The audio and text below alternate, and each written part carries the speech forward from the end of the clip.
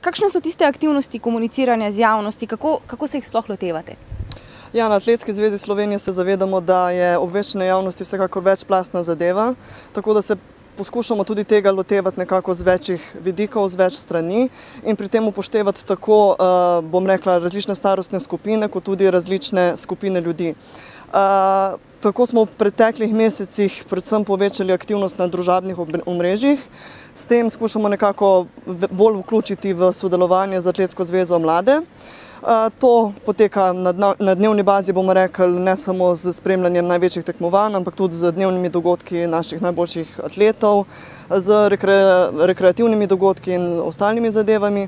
Tudi tukaj nekako probamo vključevati naše sponzorje v obliki, ne vem, objavljanja njihovih logotipov na različnih čestitkah, zahvalah, najavah in tako naprej.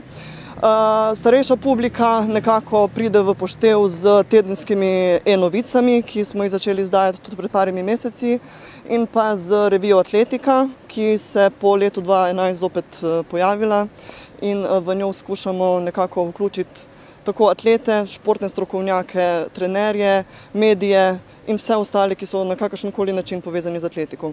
Tudi revija ima, bom rekla, razne segmente, od mladih upov do tekmovalnega sistema, predstavitev sponzorjev z intervjuji, z logotipi, na različne načine skratka.